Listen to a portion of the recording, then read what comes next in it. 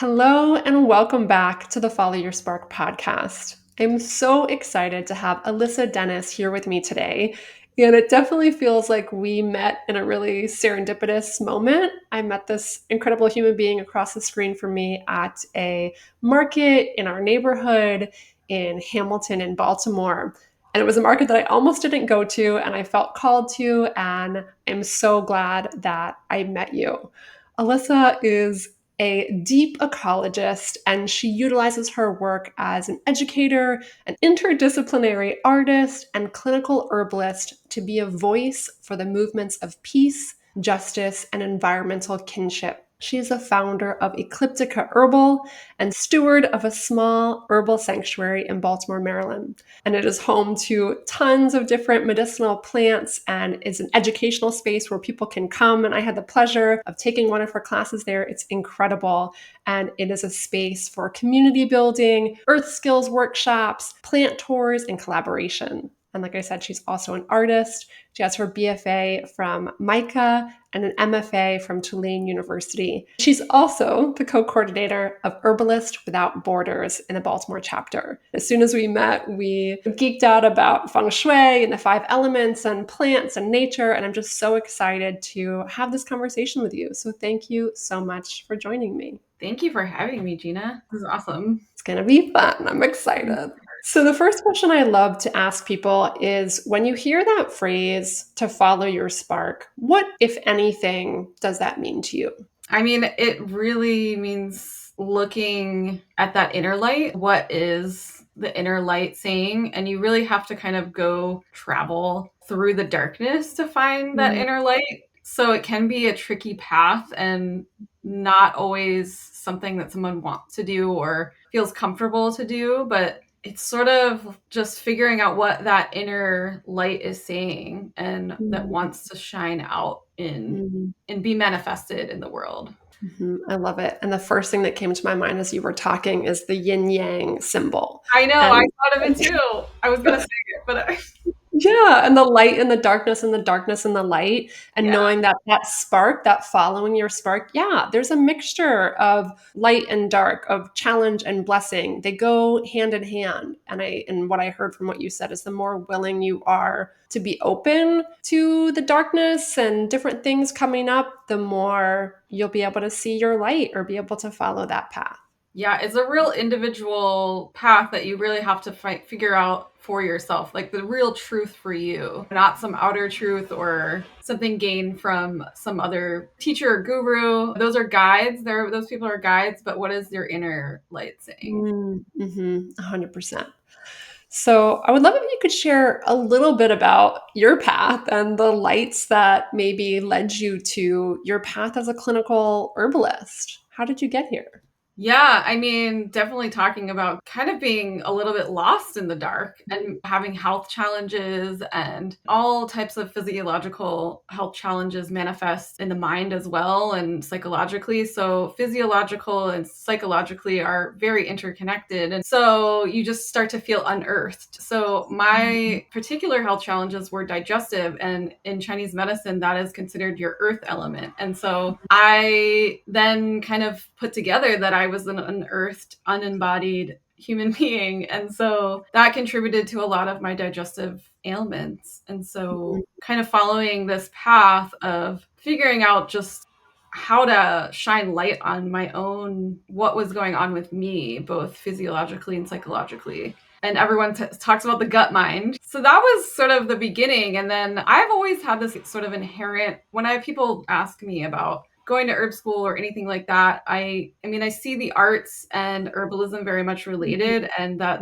the herbalism is very much the healing arts. And so I've always had this creative capacity for problem solving, and that really is what working with a client is. I'm a sort of a health guide for them, and that certainly presents itself as this you have to be investigative and creative minded when you're dealing with health. And this is what the old texts say, the old alchemical texts, all of the old Chinese texts. And so that has been, I guess. Oh, and the other thing I say a lot is that this for me this path of herbalism and being a clinician and sort of helping people to embody the earth body and get connected to Mm-hmm. their senses again is a path of remembering. It's Mm-hmm. sort of like it is remembering, but it's also putting ourselves back together, putting our Mm. members, like our senses back together. And that really kind of nails it for me in a way. Wow.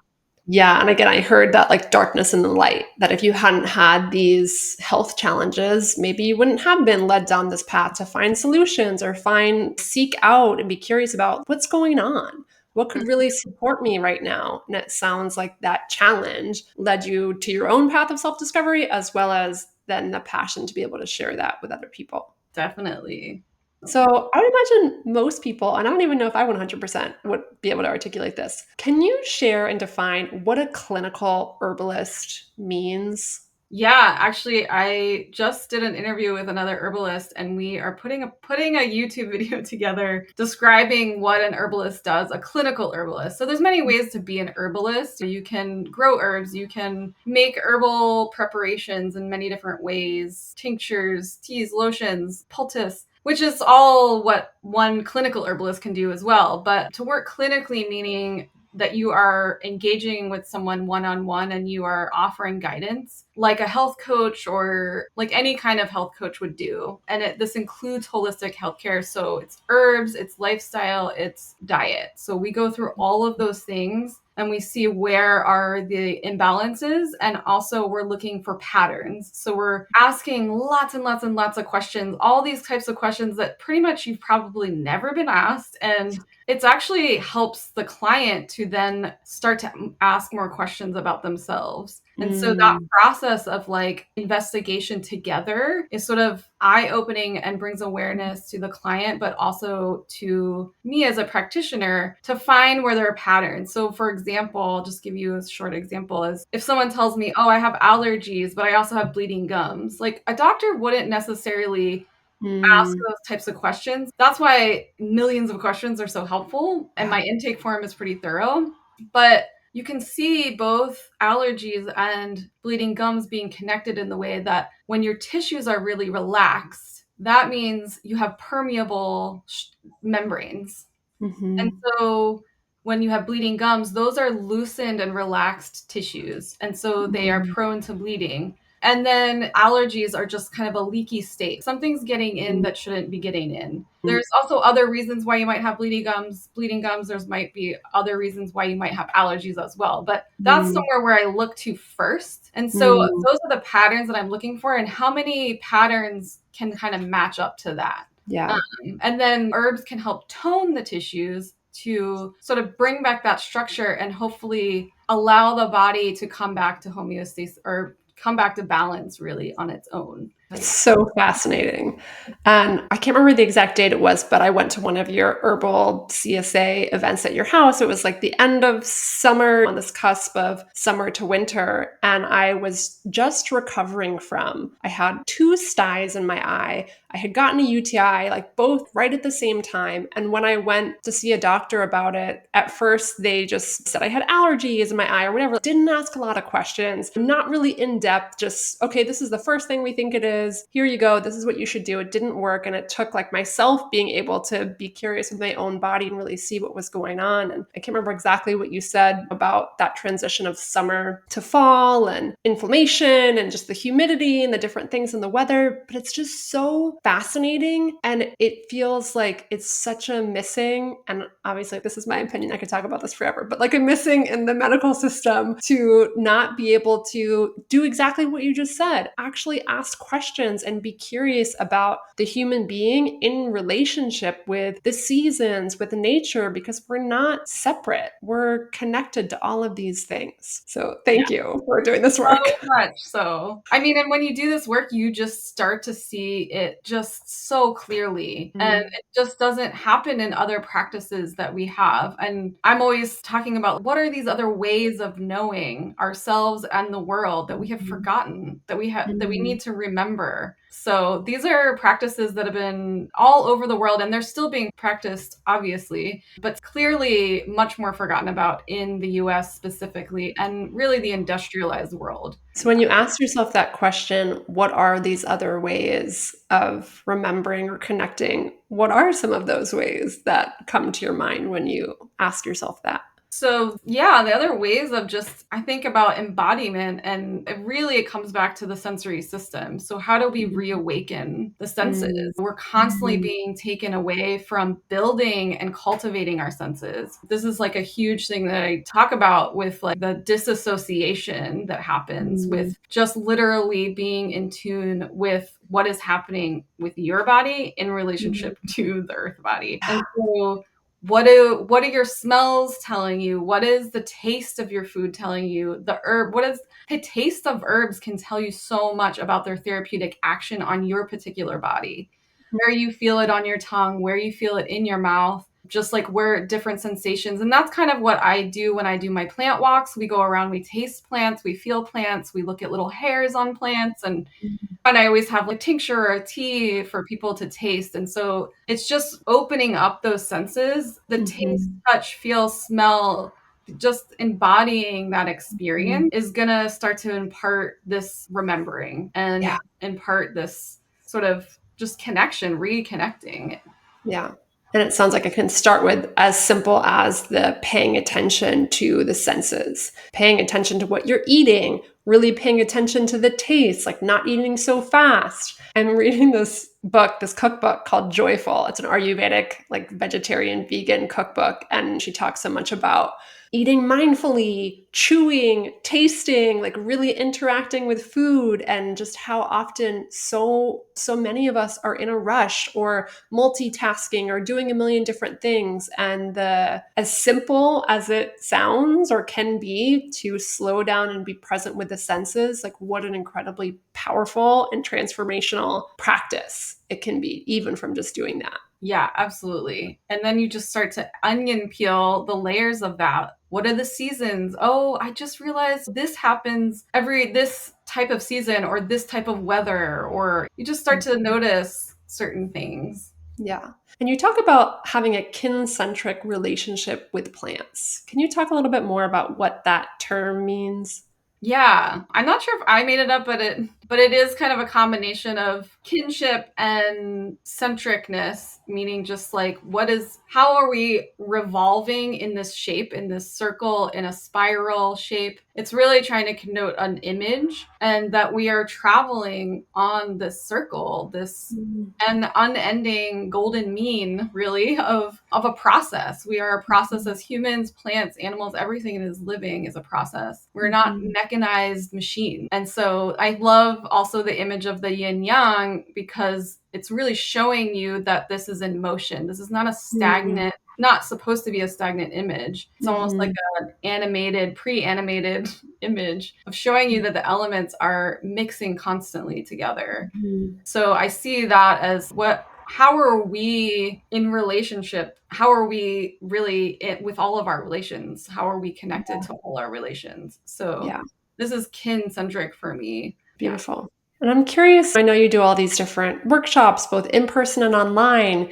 If there's anything that, and I'm sure there's many different stories you could probably tell, but a story of someone who's like just getting into this or discovers something and just seeing like what impact it has or could have for someone to begin to learn about these things or develop this kin-centric relationship with stories. Do you have any like surprising or impactful stories of reactions that people have had or impacts that it's had on people to begin to explore this world?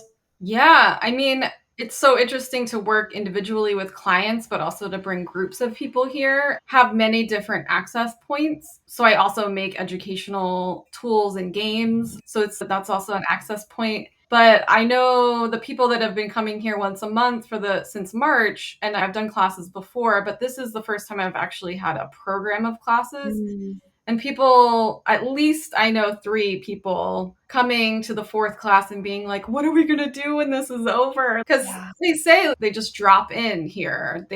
That this really is a sanctuary. They're glad that I'm Mm, calling it an herbal sanctuary because they just feel like it's a place to just come and drop in.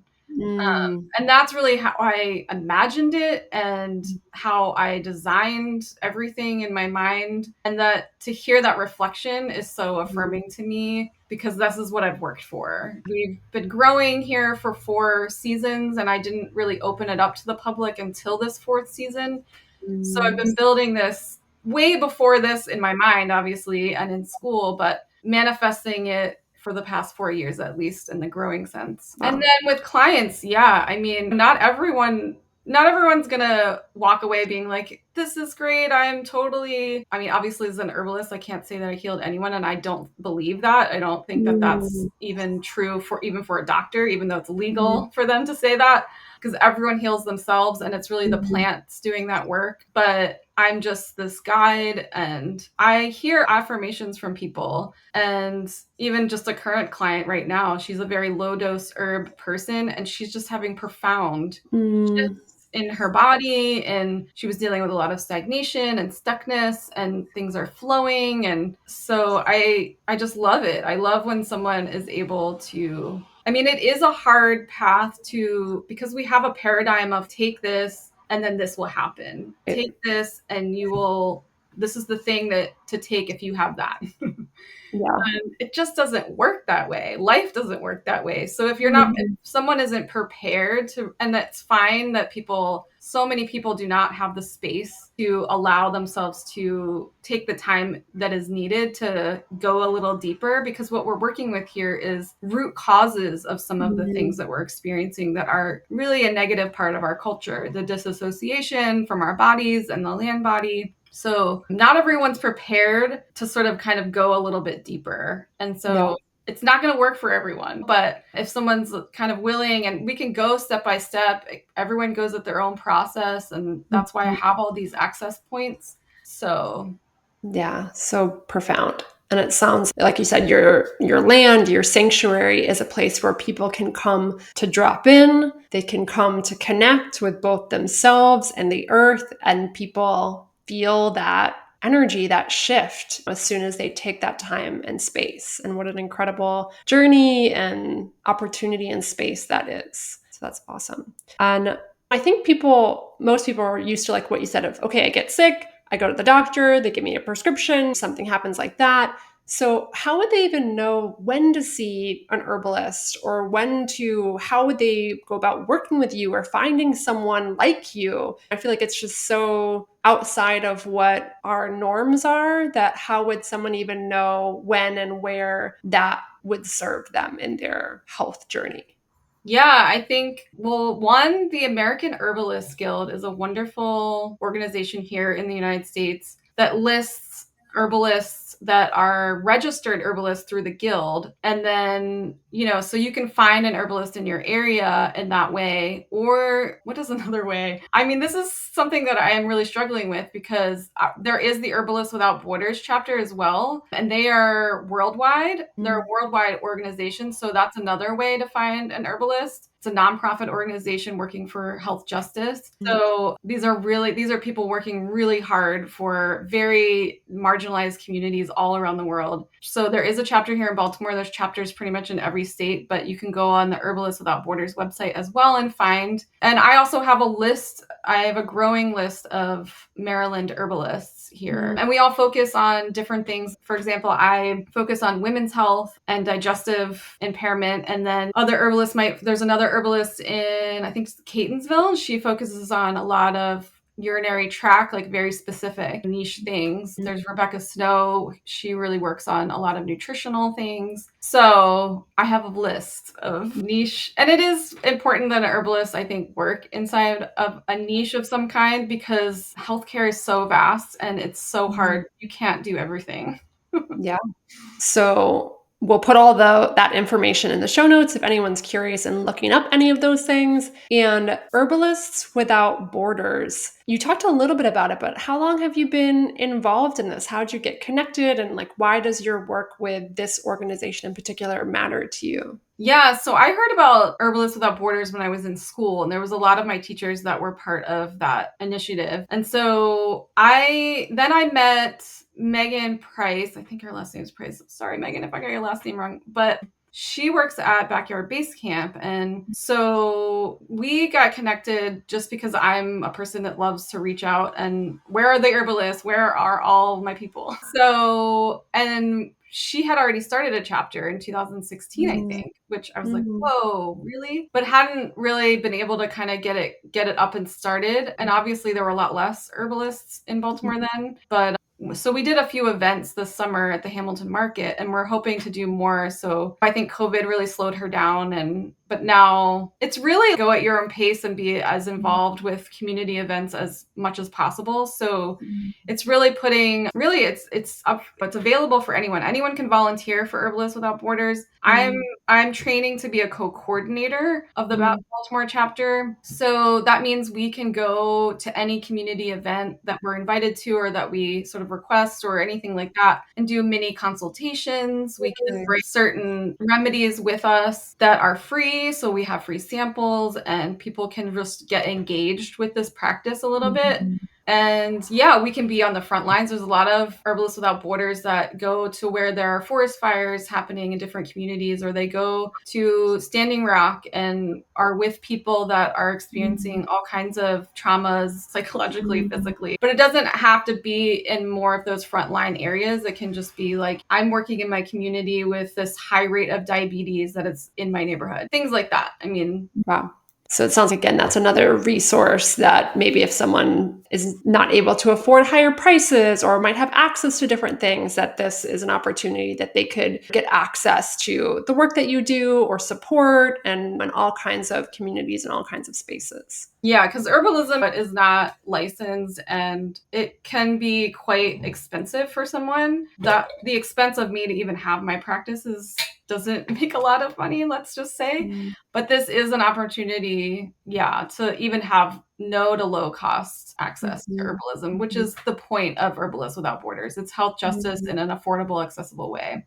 Beautiful. You talked a little bit about this earlier in the conversation, and one thing I would love to hear more about is that connection between art and herbalism. And you said, the whole being creative, being investigative, if that's the word, and, being curious has been really helpful in both arenas. And is there any other ways that you see your work overlap in those areas? Absolutely. I think that's how I really kind of came to that articulation because art does the same thing. It's always trying to articulate what are some of the root causes, symptoms of our culture, and what's the human condition, and what is the state of our culture at this time? What are these zeitgeists that we're dealing with? A lot of art sort of comments on that and can be a healing path to understanding how to make changes and how to understand changes. Yeah, and I think that art making is such a creative healing thing to do. I mean, you're going to make massive transformations in your mind and body just through the creative process, doing that yourself.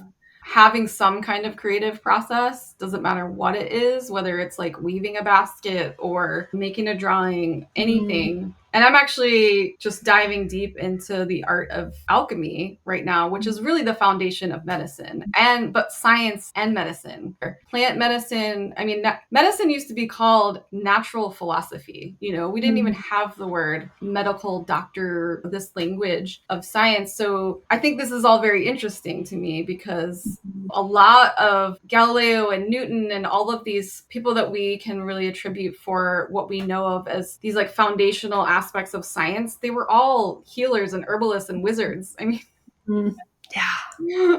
What does that mean, the art of alchemy? So really, I mean, so it's often alchemy itself is defaced as people trying to turn lead into gold, which is kind of this con artist kind of aspect. And maybe somebody did it, or maybe somebody knows how to do it, but it's really about how do you travel really the philosopher's stone, right? Like how do Mm, you travel from lead, which is like a base. I don't know. It's kind of like the chakra system is kind of going from lead to gold is mm, climbing the ladder or descending the ladder of the chakra system. And so mhm, to leave any one of them out is going to do harm, but so you need to sort of travel through each one of those elements. mm, That is sort of like a European, you could say. I mean, there's a lot to go into, but there's a foundation of medicine Greek there's Egyptian, Greco-Egyptian, and that's what alchemy really mm, was from this Egyptian Greco-Roman era of mm, combination.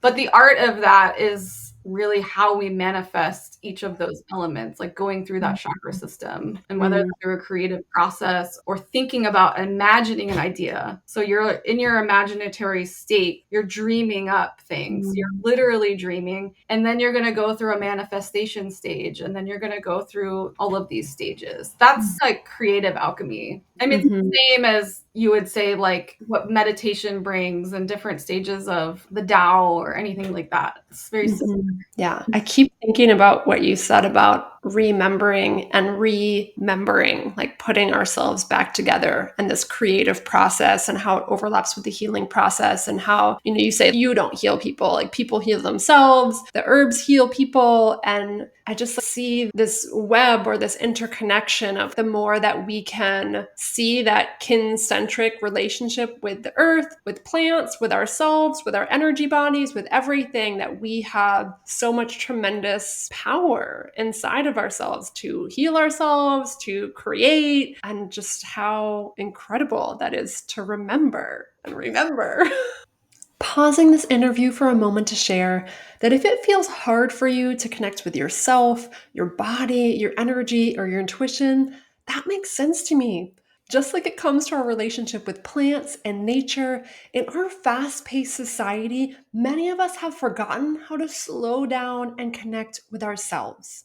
And that is what coaching is all about. It's not about me as the coach being the healer or guru. It's about me holding space and being a powerful mirror for you to see and connect with the inner wisdom that is already inside of you. If you wish, you could love and trust yourself on a deeper level so that you can make decisions with more ease, navigate challenges with more peace, and feel more gratitude, confidence, and joy on a daily basis. Let's talk. I offer free consultation calls where we can explore what you deeply desire, what holds you back from loving and trusting yourself wholeheartedly, and what can support you to go after your dreams and live your most authentic, inspired life. If you're ready to see how working with a coach could support you, go to ginacasbar.com and book one of those calls. I can't wait to connect. All right, my friend, let's get back to the interview. Yes, yes. So we all have this capacity. It's definitely empowering your health, empowering your body, your mind. I feel like we are just so consistently stripped of this empowerment, just constantly. Technology is really great, but just taking just all these distractions away from that. I know another term you use is herbal energetics. And I'm curious if you can talk more about, for someone who wants to begin this connection, begin this exploration, how might they start? What does herbal energetics mean? How could they begin to explore this world? Yeah, so this is what a lot of my programming right now currently is set up to do. These are very introductory courses. This is very a slow paced. For some people, it's a deep dive, but for me, these are some of the basic things and tenets and things to learn are how to operate in the seasons. So I offer it's called the Herbal Compass. And that we do once a month and follows the seasons and the themes of the seasons and the elements. And then what are some of the season's challenges or positive, just what are people dealing with in those seasons and how the herbs can support there. And then I offer one-off classes that delve into this concept of energetics and what does the herbal compass really mean. I made this image of the compass, and really the compass is half of the word compassion. And so if you have a compass, you can find your own inner compassion for yourself and compassion for all of our relations. And so that to me is what this program offers, is really finding your healing compass. And then energetics is really how we understand how to pair an herb with a certain person. And so we're talking about two living beings collaborating together, and how what we need to know what the energetics of the plant is to better pair the energetics of the human. So what that means is not a woo-woo term at all. Energetics is simply how to understand the weather patterns and systems of your inner body and how it relates to the energetic patterns and weather system of the environment that you're in. And that can go in all different directions. It's the literal weather of rain, sun, sleet, snow, whatever we're dealing with, to what are the energetic patterns of the mind. So energetics is manifested in fire, earth, air, water, and metal for Chinese, metal in Chinese. So there's ether in Ayurveda and alchemy, but so different traditions will have a little bit of different, they'll talk about different elements. And also there is the element of wood in Chinese. So these are the manifestations of energetics, and no one can refute that they exist. So we just need to figure out how these elements mix together and how they're affecting our tissue states, how they're affecting our mind, how are they affecting our organs function, how is one element like water building stagnation, like edema in the body, how is fire in excess of the body being manifested in rosacea or bronchitis. Is, if any word has itis at the end, that is heat. So encephalitis, bronchitis, all those things, this is this excess of heat. So how do we pull that down? And wood is very much related to the liver function of the body and metabolism. So yeah, that gives a little insight. Yeah. So obviously, you've got both online and in-person classes that people can begin this exploration if they want an introduction or to go deeper into this process. And I know you can't answer this question like across the board, and I would love if you could speak a little bit to, we're in Baltimore, Maryland, in the Northern Hemisphere. It's just transitioning into fall right now. Is there anything that if you were to kind of tune in and see what piece of information or what guidance could support people right now in this season, is there anything that you want to share? Like, so many people I know are sick or just having health challenges right now, like anything that's coming through that you would love to share. For this season, especially around the equinox, is the element of metal, which really means that we are toning down our fire, right? Like once a piece of metal goes through the fire, then you start to refine and shape that metal. So we just went through the fire element of summer, and coming down from that into a reflective state. So now we are literally like looking at the reflection of the water we're about to dive into, because the water element is the winter. So how are we going to condense and refine our energy and kind of decide what are we going to cut away, like the leaves falling away, and what are we going to bring inside with us? Like, this is a physical and mental process as well. Like, I've just cleaned out my refrigerator, but like I want to do further like cleansing actions to sort of get better handle on my boundaries and discernment for really pathogens, like what's going to eventually come in and disturb those boundaries. So one really great herb for this is astragalus. So this is going to build what they call in Chinese the Wei Qi. And that's really the protective, this extra sort of like boost to the immune system that's going to kind of have this not completely non-permeable boundary, but like an extra layer of, okay, I have this protection. Mushrooms are really great to build the immune system as well during this time. And astragalus is a root. So we really want to focus on rooting the body when we start to kind of reflect and come inward kind of do more of that condensing action, because we're going to get prepared for the colder weather. We're going to literally pull our bodies inside from the cold. So the roots, astragalus is worked with as a root. Mushrooms are very much an earth herb. They can help pull that energy inward, but also just really nourish and restore. So modulating, bringing something that's in excess down and something that's kind of depressed and a little low up a little bit. Beautiful. So And is talking it, about equinox, you're just like, okay, I'm gonna bounce here. We're in Libra right now, so those are the two pans.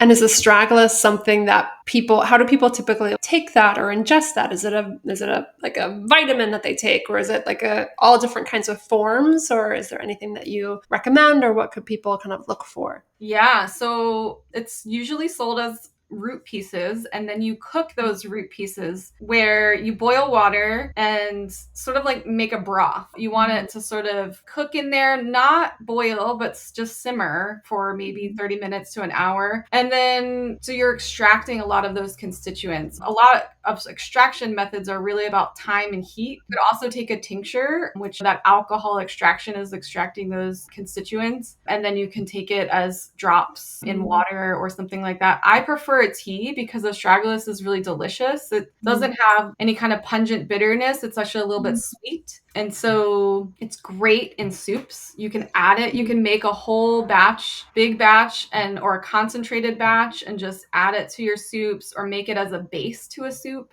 This is what's done in China all the time. It's always really sold with mushrooms as well. So I actually am going to offer a class that is still available for people to sign up, but we're going to make an astragalus chai, which is so yummy because you get a little bit of that sweet, and then you get these carminative herbs such as and black pepper, cinnamon, and all those yummies, ginger, and Oh my God, sounds amazing. Yeah, I was just looking at all of your classes and I was like, I want to go to that one and that one and that one and that one. So many incredible things. So thank you for that description and for sharing a little bit more about that. And one thing I love to ask, kind of as we near the end of this interview, when I think of following your spark and following purpose, passion, curiosity, like sometimes those sparks don't always make sense. Sometimes they're taking us down a different route, a different direction. Is there anything in your life right now that you've been following or exploring that just feels like a fun, exciting, or interesting spark you've been going down? yeah, I mean, I'm sort of a windy natured constitution, as they would say in Chinese, which means sending my energy in a lot of directions. But so I always need a lot of grounding. But yeah, recently, as I mentioned, just sort of diving into a lot of the historical basis of medicine, European medicine, and that is pretty much alchemy. And so I've been kind of, because there's a lot of ways you can study traditional medicine. And so I personally, in school and in my practice, do a lot of Chinese medicine because it's an unbroken indigenous language that has been written down and shared in English. So this is really helpful for me and helpful for a lot of people who practice all kinds of different ways of medicine, but obviously acupuncture and Chinese medicine, of course. And then there's Ayurveda, which is also another unbroken indigenous language of medicine. So, but I am, as a European descent, I mean, Europe is, even to say Europe is like kind of like, it's not, doesn't really have boundaries when you go back this far, as far as Egypt and Greece and the alchemical traditions that came out of. But this is really the basis of Western medicine. And I'm just trying to like peel back those layers right now to fully understand all of that. So I'm just doing a little deep dive into it. We'll see where it goes. I've also been really into foraged clay. So like I said in my bio, that we try and do a lot of different earth skills classes here. So that's one of them. I don't lead that, but someone else who's much more versed in that. So I really love also just learning other earth skills, things that are out there. That's really fun for me, like plant dyeing of fabrics and things like that. That's when I can really relax. But yeah, I'm always going in different directions as far as self-study, but Yeah, that's amazing. And what a gift that that information is available and accessible. And I was just thinking about something I said earlier in this interview, and I feel called to say that I'm grateful for you as well as all the other healers, whether Western or Eastern or wherever they come from. No matter what, I'm grateful for the people like you who dedicate their lives and their work to supporting other people's healing. And there's gifts that I've received from Western medicine, there's gifts I've received from more Eastern medicine or other philosophies. So, yeah, across the board, no matter where you're at in your path, what you choose to follow. It's just so amazing that there are different tools and different people that are offering different perspectives. So I'm really grateful for that. Thank you so much for mentioning that. That is just so well said. And yeah, the world is alive, man. And we have so much at our fingertips and some really good stuff here. So yeah. And I would never want anyone to feel shame or that I'm judging or anything else, that wherever we're at and and on any of our paths is perfect. And I think we're all trying to do our best to navigate this world and rediscover and remember what's available to us and tap into our power in all different kinds of ways. And I don't think there's a wrong way to do that if people are coming from service and healing and wanting to be able to spread and share that with the world. So yeah, actually there's this one passage in one of the alchemy books I've been reading about the river Leith. I don't know if I'm saying it right, but this is a river in Egypt, but they believe that we're all born in, and the river Leith is actually the river of forgetfulness, and that we are all as humans born into this river. And so we're born forgetting, and we have to spend our lives remembering. Yeah, This I is our spark. definitely, I'm just like, that's it. I love it. I'm definitely on that path myself, and just what a beautiful journey of light and dark and everything in between it is. Yeah. So, is there anything, if there was one thing that you wanted people to remember from this conversation, is there any last thing that you want to leave them with? Sure. Thank you. Just remember your own senses. When you feel that you are lost with and you don't feel like you have the answers, tap into your own senses, go outside, see who wants to see you and who's going to come to you. The world is alive and waiting for you to re-engage, to reconnect your senses and be embodied in that. This is what we really, really need right now. The earth body is calling our names, all of our names, in many, many different shapes and forms of our names, not just one name. So yeah, that's what I would leave with for sure. I love it. Well, thank you so much for sharing all of your incredible wisdom for this conversation. It definitely inspired me, and I know that it will spark something for others as well. So thank you for I joining really me. appreciate this. Thank you so much. My pleasure. Check out all of her classes. You will find me there. I just got to say, they're amazing, and I can't wait for all of them. So thanks again.